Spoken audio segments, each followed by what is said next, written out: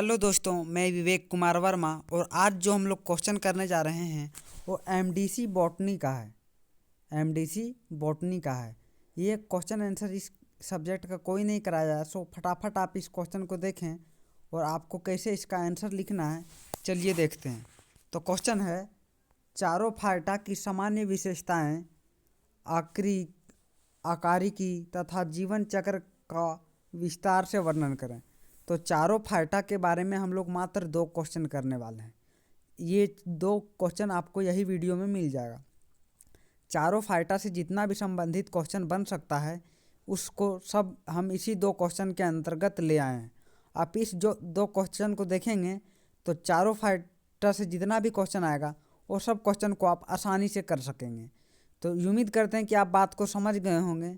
तो चलिए हम स्टार्ट करते हैं अपना उत्तर पर, क्योंकि टाइम कम है, मेरा भी एग्ज़ाम है और आपका भी एग्ज़ाम का तैयारी कराना है, इसीलिए आप मेरे साथ जुड़े रहिए। और चलिए शुरुआत करते हैं अपना इस वीडियो को। तो देखते हैं आपको इसका आंसर किस प्रकार से लिखना है। तो लिखना है, चारोफाइटा शैवालों को क्या बोला जाता है? एल्गी बोला जाता है। शैवालों को इंग्लिश में क्या बोलते हैं? एल्गी। तो चारोफाइटा शैवालों का एक उन्नत वर्ग है जिसे हरित शैवाल और स्थल पौधों के बीच की कड़ी मानी जाती है। जो चारोफाइटा है और शैवालों का एक समूह है, शैवालों का ही समूह है, लेकिन शैवालों में से सबसे उन्नत वर्ग में उसको शामिल किया जाता है। और आपको पता होना चाहिए कि शैवालों और स्थल पौधों के बीच की कड़ी को क्या कहा जाता है? तो शैवाल ही कहा जाता है। ठीक है। तो ये प्राय स्वच्छ मीठे जल में पाए जाते हैं और ये जो चारोफाइटा पाए जाते हैं वो मीठे जल में पाए जाते हैं। चारा और नितेला इसके प्रमुख उदाहरण हैं और चारा और नितेला जो है इसका उदाहरण है। चारा मतलब क्या? जो गाय बैल खाता है वही वाला चारा। तो उसमें चारोफाइटा आपको देखने को मिलेगा। संरचना एवं प्रजनन की दृष्टिकोण से चारोफाइटा को शैवालों में सबसे अधिक विकसित माना जाता है। तो अगर शैवालों में से सबसे अगर विकसित कोई माना जाता है तो वो कौन क्या है? तो वो है चारोफाइटा। शैवालों का समूह जो है उसमें चारोफाइटा सबसे अधिक विकसित है। जिस तरह से हम लोग जानवरों में सबसे अधिक विकसित मनुष्य है, उसी तरह शैवालों में चारोफाइटा सबसे अधिक विकसित है। तो चारोफाइटा की सामान्य विशेषताएं के बारे में हम लोग सबसे पहले डिस्कस करेंगे। चारोफाइटा की सामान्य विशेषताएं। तो चारोफाइटा की सामान्य विशेषताएं क्या है? तो ये प्राय मीठे जल में पाए जाते हैं। ये जो है ना वो मीठे जल में पाए जाते हैं, जैसे तालाब, झील, नहर, ये सब में पाया जाता है। लेकिन जल कैसा होना चाहिए? मीठा। तो चारोफाइटा क्या है? एक शैवाल है। ये भी क्वेश्चन में पूछ सकता है। शरीर बहुकोशिकीय एवं विकसित थैलेमस का बना होता है। जो शरीर उसका है ना वो बहुकोशिकीय मतलब बहुत सारे कोशिकाओं से मिलके बना है एवं विकसित थैलेमस है। जो थैलेमस है वो विकसित होते हैं। थैलेमस नोड और इंटरनोड में विभाजित होता है। जो थैलेमस है ना वो नोड और इंटरनोड में विभाजित होता है। नोड और इंटरनोड किसको बोलते हैं? पेड़ में भी पाया जाता है। तो नोड और इंटरनोड उसको बोलते हैं जहाँ से कुछ निकलता है, जैसे पत्ता उत्ता जो निकलता है ना गाछ में, वो नोड और इंटरनोड से ही निकलता है। तो थैलेमस में नोड और इंटरनोड में विभाजित होता है। कोशिका भित्ति सेल्यूलोज की बनी होती है और जो चारोफाइटा है ना उसका कोशिका भित्ति सेल्यूलोज की बनी होती है। कोशिकाओं में हरित लवक पाए जाते हैं और चारोफाइटा का कोशिका में भी हरित लवक पाया जाता है, जिनमें क्लोरोफिल ए एवं बी उपस्थित होता है और उसमें क्लोरोफिल ए और क्लोरोफिल बी दोनों ही उपस्थित होता है। भोजन स्टार्च के रूप में संचित होता है और जो भोजन है ना वो स्टार्च के रूप में संचित होता है। पौधों के तने जैसे भाग पर पत्ती नुमा शाखाएँ होती है। तो पौधे का जो तना है ना उसमें पत्ती नुमा शाखाएँ भी होती है। प्रजनन अत्यंत विकसित होता है जो प्रजनन है वो अत्यंत विकसित होता है। लैंगिक प्रजनन ओगेमी प्रकार का होता है, और लैंगिक जनन होता है, और प्रजनन का जो प्रकार है ना वो ओगेमिक है, ओगेमी। ठीक है। 9वां पॉइंट है नर जननांग को एंथेरियम तथा मादा जननांग को ओगोमियम कहते हैं। जो नर जननांग है ना उसको एंथेरिडियम कहते हैं, और मादा जननांग है उसे ओगोनियम कहते हैं। इसमें हेम्प्लैंटिक जीवन चक्र पाया जाता है, और चारों फाइटा में क्या पाया जाता है तो हेमेप्लिट पाया जाता है। तो उम्मीद करते हैं कि आपको पहला पॉइंट समझ में आ गया होगा। उसके बाद दूसरा पॉइंट में लिखना है आपको चारों फाइटा का जीवन चक्र के बारे में अगर बात करें तो लिखना है चारों फाइटा का जीवन चक्र, उसको आप अंडरलाइन करके डैश देंगे। उसके बाद लिखना है चारों फाइटा में हेम्प्लैंटिक जीवन चक्र पाया जाता है। चारों फाइटा जो है ना उसमें हेम्प्लैंटिक जीवन चक्र पाया जाता है, और उसमें लैंगिक जनन होता है। और जो चारों फाइटा है उसमें कौन सा जनन होता है तो लैंगिक प्रजनन होता है। नर जननांग एंथेरियम से द्विकर्षभी शुक्राणु बनते हैं, और नर जो जननांग है ना उससे एंथेरियम से द्विकाषभी शुक्राणु बनते हैं। द्वि जो है ना वो 2 शुक्राणु बनते हैं, ये आपको याद रखना है, 2 शुक्राणु बनता है। नर जननांग एंथेरियम से शुक्राणु बनते हैं। ठीक है, इतने याद रखना, ज़्यादा आप नहीं दिमाग में लोड करिए। मादा जननांग ओगोमियम में 1 अंडाणु पाया जाता है। निषेचन जल में होता है, और निषेचन कहाँ होता है जल में होता है।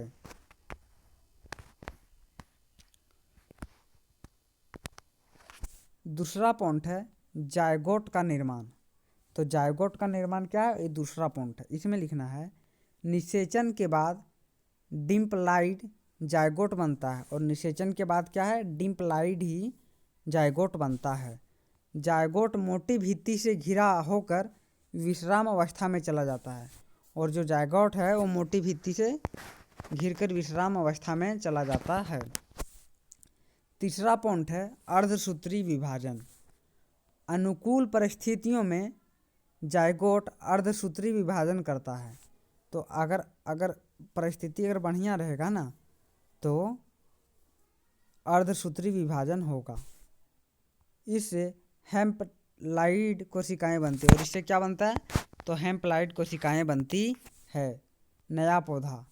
तो इसको आप अंडरलाइन करके डैश लिखेंगे और डैश देंगे। उसके बाद लिखना है हेम्प्लाइड कोशिकाएं अंकुरित होकर नया चारों फाइटा पौधा बनाता है, और जो हेम्प्लाइड है ना वही है सो नया चारों फाइटा बनाता है। लास्ट में आपको निष्कर्ष में लिखना है चारों फाइटा संरचनात्मक एवं प्रजनन की दृष्टि से शैवालों में सर्वाधिक विकसित वर्ग है।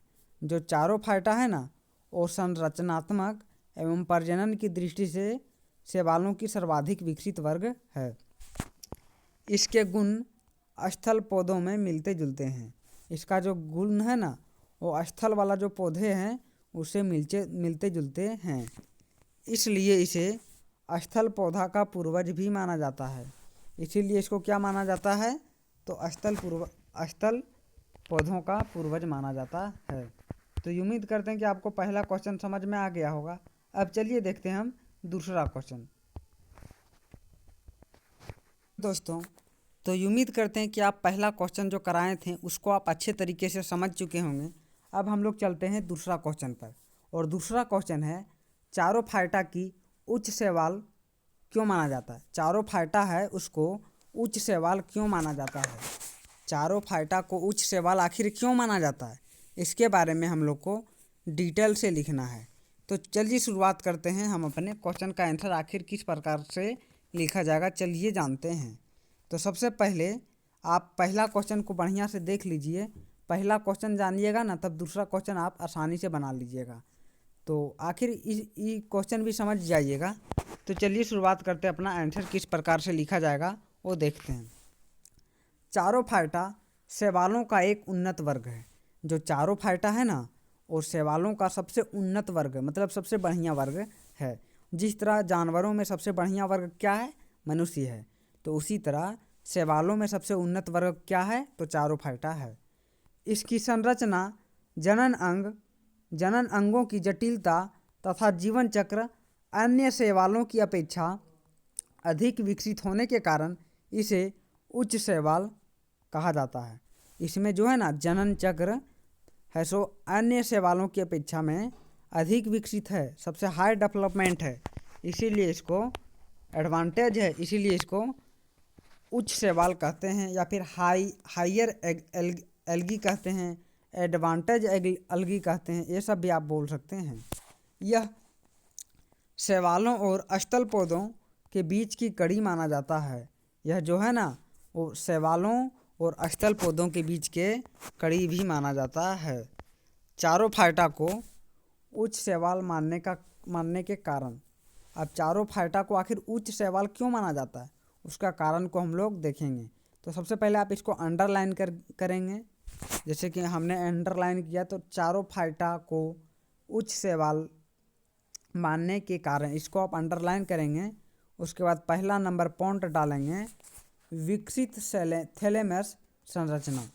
विकसित थैलेमस संरचना, इसको आप अंडरलाइन करके डैश देंगे। उसके बाद लिखना है पहला पॉइंट में, चारोफाइटा का शरीर साधारण थैलेमस ना होकर नोड और इंटरनोड में विभाजित होता है। जो चारोफाइटा का जो थैलेमस होता है, जिसमें फूल बनता है या फिर जहाँ से नए बीज उगता है, उसमें है ना नोड और इंटरनोड पाए जाते हैं, उसमें विभाजित होते हैं, दोनों पाए जाते हैं। यह संरचना तना जैसी प्रतीत होती है, और यह जो संरचना है ना वो तना जैसा प्रतीत होता है, जो उच्च पौधों से मिलती जुलती है। और ये जो है ना उच्च पौधे, यानी कि जो बढ़िया बढ़िया पौधा है, जैसे पौधों से मिलता जुलता है, वो भी शैवाल है और पौधों से मिल रहा है, मतलब विकसित है। दूसरा पॉइंट है, जड़, तना एवं पत्ती जैसी रचना। जड़, तना एवं पत्ती जैसी रचना, इसको भी आप अंडरलाइन करके डैश देंगे। उसके बाद लिखना है, नीचे की ओर बहुकोशिकीय राइजोइड पाए जाते हैं। जो नीचे की ओर है ना उसमें बहुकोशिकीय राइजोइड पाए जाते हैं। जड़ में जैसे बहुत सारे राइजोइड बहुकोशिकीय पाए जाते हैं। मुख्य अक्ष तने जैसा, और मुख्य अक्ष जो है ना वो तने जैसा होता है, तथा नोड से निकलने वाली शाखाएं पत्ती नुमा होती है, और नोड से जो शाखाएं निकलता है ना वो पत्ती नुमा होती है। यह विशेषता निम्न शैवालों से नहीं मिलती जुलती है, और ये सब जो विशेषता है ना वो किसी भी शैवाल में आपको देखने को नहीं मिलेगा। इसीलिए चारोफाइटा को तो शैवालों में सबसे उच्चतम शैवाल माना जाता है। तीसरा पॉइंट है, अत्यधिक विकसित जनन अंग। अत्यधिक विकसित जनन अंग, नर जननांग को एंथेरेडियम कहते हैं, और नर जननांग है ना उसको एंथेरेडियम कहते हैं। मादा जननांग को ओगोनियम कहते हैं। तो मादा जननांग को क्या कहते हैं, ओगोनियम। तो आप एक नंबर का जो क्वेश्चन आता है ना उसमें ये पूछ सकता है कि नर जननांग को क्या कहते हैं, चारोफाइटा में पाए जाने वाले मादा जननांग को क्या कहते हैं, ये सब क्वेश्चन बन सकता है, आप इसको भी ध्यान में रखिएगा। दोनों जननांग बहुकोशिकीय एवं आवरण युक्त होते हैं, और जो दोनों जननांग है ना नर का और मादा का, वो आवरण युक्त होता है। शैवालों में यह स्तर बहुत उन्नत माना जाता है, और शैवालों में जो ये उन्नत है ना बहुत अच्छा उन्नत माना जाता है। ओगेमी प्रकार का लैंगिक जनन। ओगेमी प्रकार का लैंगिक जनन, चारोफाइटा में ओगेमी पाया जाता है। चारोफाइटा में क्या पाया जाता है, ओगेमी। और ओगेमी से ही जनन होता है, इसको आपको पता होना चाहिए। ओगेमी से ही क्या होता है, जनन होता है। नर युग्मक छोटा एवं गतिशील होता है। जो नर युग्मक है ना वो छोटा होता है और गतिशील होता है। बड़ा युग्मक मतलब मादा युग्मक बड़ा एवं अचल होता है, और जो मादा वाला है फीमेल वाला युग्मक वो बड़ा होता है और अचल होता है, मतलब चल नहीं सकता है। यह उच्च पादपों की विशेषता है, और ये जिस तरह से बड़े पौधों में होता है ना उसी तरह में से इसमें भी नर युग्मक और मादा युग्मक होता है। 5वां पॉइंट है जायगोट में विश्राम अवस्था। जायगोट में विश्राम अवस्था निषेचन के बाद बना जायगोट मोटी भित्ति वाला विश्राम अवस्था बनाता है। और जो जब जायगोट हो जाता है, जब मादा युग्मक और नर युग्मक मिल जाता है उसके बाद निषेचन होता है, ये आपको पता होना चाहिए। और निषेचन के बाद जो जायगोट बनता है ना वो विश्राम अवस्था में बनता है। यह गुण ब्रायोफाइटा से मिलती जुलती है, और ये जो गुण है ना वो ब्रायोफाइटा से क्या है, मिलता है। ब्रायोफाइटा में इसी तरह से होता है। अर्धसूत्री विभाजन मियोसिस। जायगोट में मियोसिस होता है, यानी कि अर्धसूत्री विभाजन होता है जायगोट में। इससे हैप्लॉइड अवस्था पुनः बनती है, और इससे क्या होता है तो हैप्लॉइड अवस्था जो है ना वो पुनः बनती है। यह उन्नत जीवन चक्र का संकेत है, और ये जो उन्नत है ना वो जीवन चक्र का संकेत है, बताता है कि उन्नत जीवन चक्र है। स्थल पौधों में समानता।